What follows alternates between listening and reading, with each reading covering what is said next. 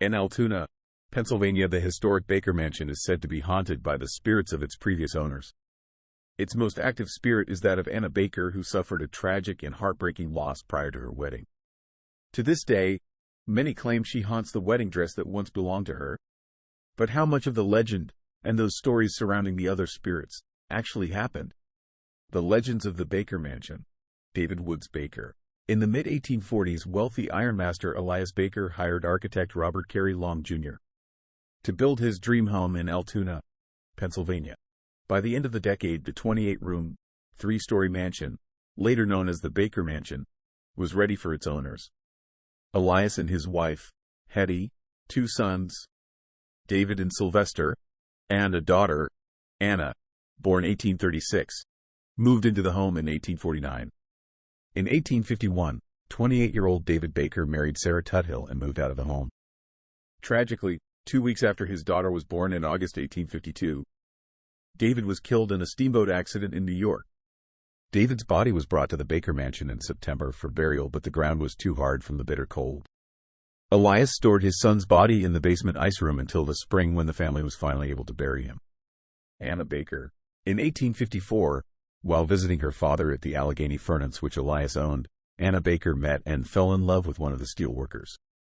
Though she was now 18, Anna kept the romance a secret from her family, as she knew her father would prohibit her relationship with one of his employees.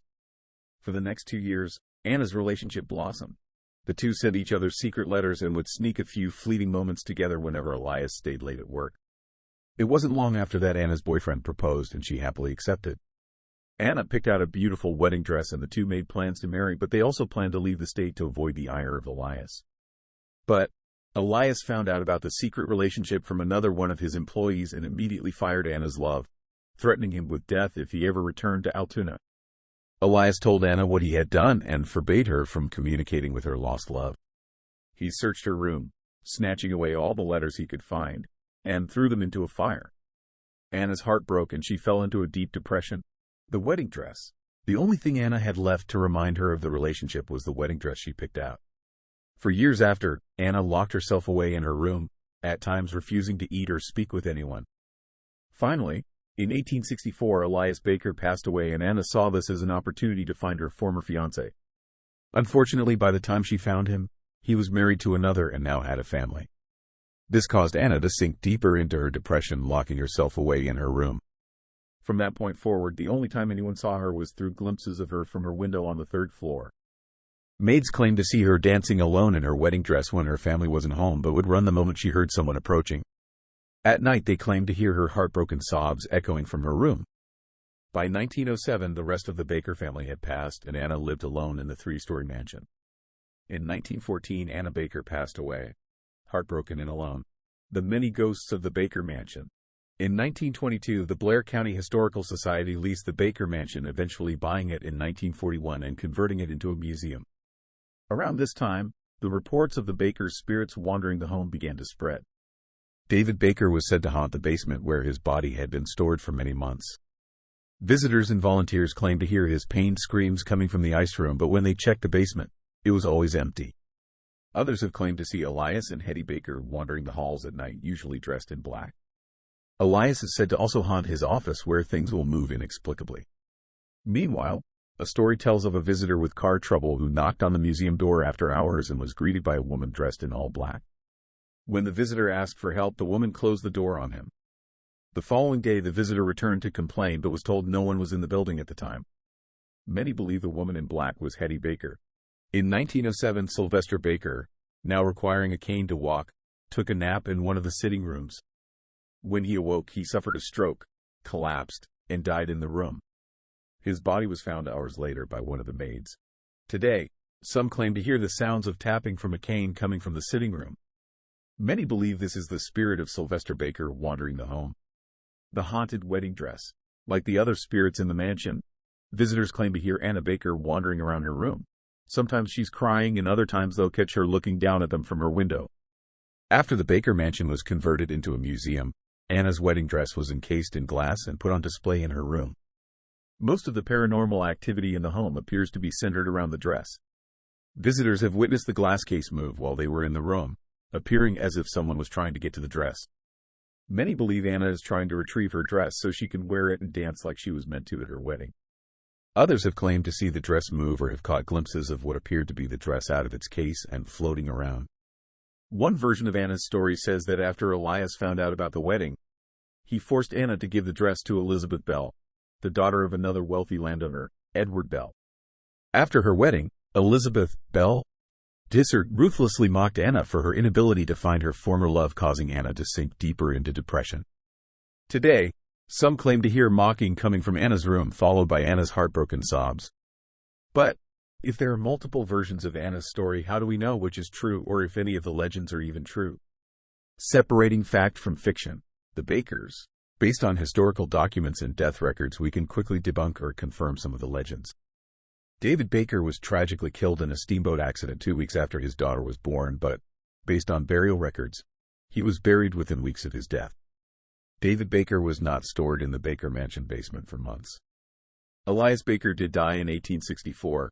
Hetty Baker died in 1900 after a prolonged debilitating illness that left her mostly bedridden, and Sylvester Baker did die in 1907 in the sitting room after suffering a stroke. Some versions of the legend switch around the death years of all three, and some versions claim Elias died in 1848, just 12 years after Anna's birth.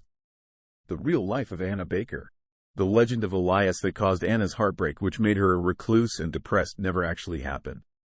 From Anna's actual letters that she wrote to both her parents as well as her diary entries that have been preserved by the Penn State University Library, we can see that she had a pretty happy relationship with her parents. In reality, between the 1850s and the 1880s, Anna traveled a lot, visiting other parts of Pennsylvania, New York, and New Jersey. For a while, she lived in New Jersey for school and later in Lancaster before moving back home to care for her sick mother. Anna's diary recounts her mother's illness and how Anna took care of her daily.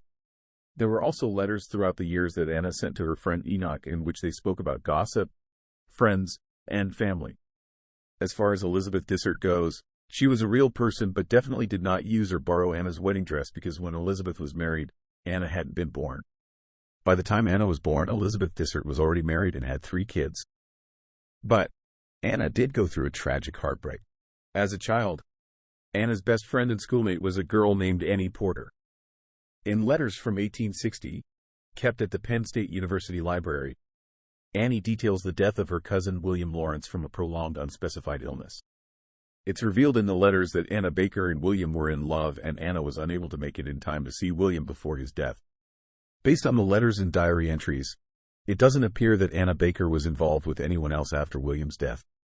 Since this would have been considered odd for the time, this alone may have been what caused people to create their own rumors and reasons for Anna's choice to stay single for the rest of her life. The haunted wedding dress. As for the wedding dress, it doesn't appear to have belonged to Anna Baker, and like other items in the museum, it was simply an item of the time and on display there. Unfortunately, there are no pictures that are clear enough to read the plaque. It was also revealed that the reason the glass case moved on its own when people were in the room was due to loose floorboards. The glass case also wasn't airtight, allowing the wind to make it appear as if the dress was moving on its own. In the early 2000s, the dress was removed from display after 30 years due to deterioration from direct sunlight and air. There is also a rumor that the Altoona mayor from decades ago helped pass around the fake ghost stories in order to bring in more tourist dollars. This claim appeared on several websites and books that tell the legend of the haunted Baker Mansion, so it felt important to point out that I could not find any proof of this claim anywhere. It's also important to note that the website for the Blair County Historical Society makes no claims that the mansion is haunted, nor do they have any information on the wedding dress. Although using the Wayback Machine, their website did entertain the idea of ghosts in relation to the Baker Mansion until around 2011. While it appears we can debunk the legend surrounding Anna Baker's haunted wedding dress based on her own letters and diary entries, there was hardly any information on the other supposed hauntings. Many of the stories are told secondhand from someone who heard them from someone who knew someone who used to work at the Baker Mansion. The same stories are passed around various websites, books, and magazines, slightly altered but with no sources. The Baker Mansion even appeared in the November 1981 issue of Life magazine in a list of the most haunted places in America. Since there is really no way to verify or disprove those claims, for now, they are just hearsay. There are also a few workers who have worked at the museum who claim to never have experienced any paranormal activity. The Blair County Historical Society is still providing tours of the Baker Mansion, so if you're in the area and curious, Why not take a tour? If you dare.